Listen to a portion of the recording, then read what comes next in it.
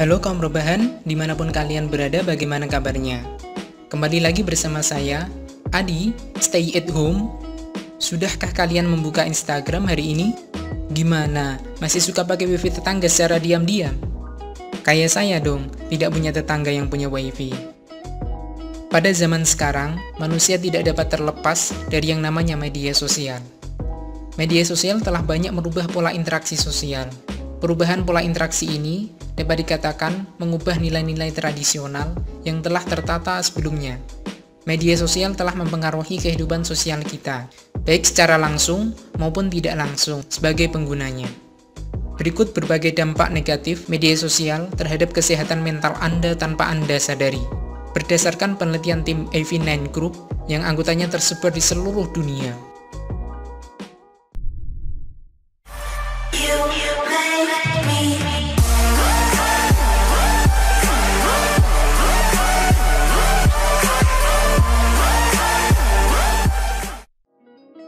Yang pertama, stres. Ketika seseorang kecanduan media sosial, pengguna melampiaskan berbagai hal melalui media sosial. Dari urusan kantor, beli baju di mall, belanja ikan di pasar, ibadah, memasak di dapur pakai daster, hingga makan nasi kucing di warung teh Santi. Ada pula yang suka update status dari bahagia, sedih, galau, marah, kecewa, hingga tidak tahu harus update status apa. Kelemahannya adalah unggahan dari pengguna lebih menyerupai stres yang tidak berujung. Penelitian dari Pew Research Center melakukan studi apakah media sosial justru menyebabkan stres daripada menguranginya. Pada studi yang dilakukan terhadap 1.800 orang, ditemukan bahwa perempuan lebih mengalami stres di media sosial daripada laki-laki. Efek tersebut justru tidak banyak ditemukan pada pria. Pada pengguna pria, para peneliti menemukan bahwa mereka memiliki hubungan yang lebih berjarak dengan media sosial. Menurut penelitian tersebut, penggunaan media sosial terkait dengan stres pada pria memiliki tingkat yang lebih rendah. Maka Anda yang merasa wanita, berhati-hatilah.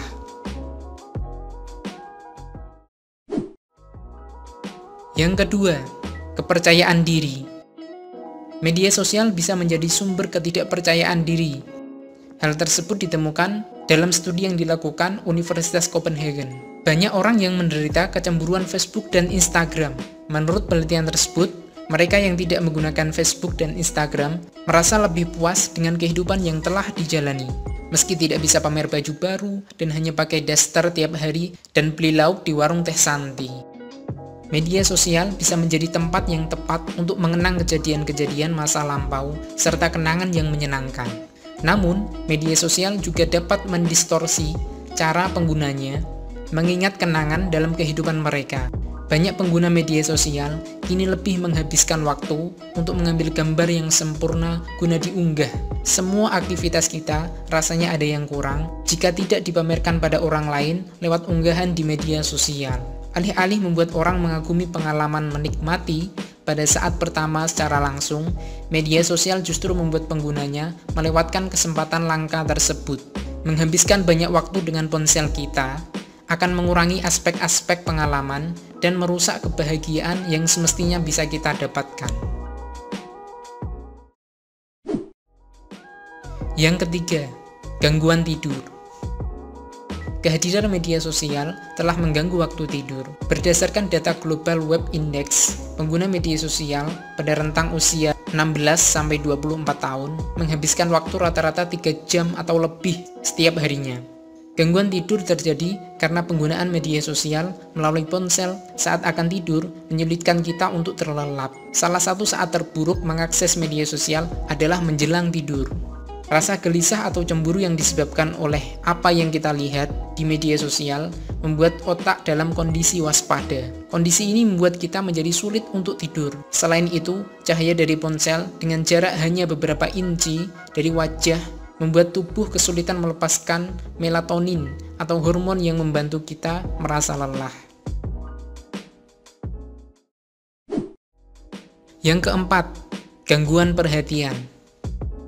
Media sosial ternyata juga mempengaruhi perhatian dari para penggunanya. Bahkan saat terjaga penuh, media sosial membuat para penggunanya kesulitan untuk berkonsentrasi secara penuh. Informasi yang tersedia di media sosial memang begitu melimpah. Tetapi hal tersebut juga membuat kita jauh lebih mudah mengalihkan perhatian. Media sosial telah menyediakan godaan secara konstan. Dengan begitu banyaknya, hiburan yang dengan mudah bisa dijangkau. Media sosial seringkali membuat penggunanya merasa gatal, meski tidak harus digaruk, untuk melihat lini masa, status teman, status pacar, status mantan, status gebetan, atau apa yang tengah menjadi tren. Inilah mengapa media sosial membuat penggunanya sulit untuk memfokuskan diri.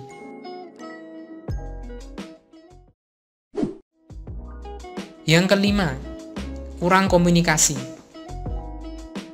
Meskipun media sosial adalah tempat untuk berinteraksi dengan orang lain, tapi tentu rasanya berbeda dengan berkomunikasi secara langsung. Sayangnya orang zaman sekarang begitu sibuk melihat ponsel mereka sepanjang waktu, hingga lupa makan, lupa minum, lupa teman, lupa anak, lupa istri. Yang dekat terasa jauh, akibatnya mereka lupa ada kehidupan sosial di luar ponsel. Hal ini membuat mereka cakap berinteraksi di media sosial, namun kurang komunikasi dengan orang lain di kehidupan nyata. Bahkan tak jarang mereka menjadi jauh dengan orang-orang di sekitarnya, seperti keluarga dan teman. Karena meski berada di samping, meski berkumpul dengan keluarga, tapi masing-masing asik sendiri dengan smartphone masing-masing. Bila dibiarkan secara terus-menerus, hal ini dapat merusak hubungan keluarga, teman, pacar, tapi memperlancar hubungan perselingkuhan. Haduh. Itulah beberapa dampak buruk jika kita terlalu sering bermain media sosial. Maka pelajaran yang dapat kita ambil adalah jangan gunakan media sosial untuk berselingkuh. Itu. Saya Adi beserta jajaran tim AV9 Corporation menyampaikan undur diri.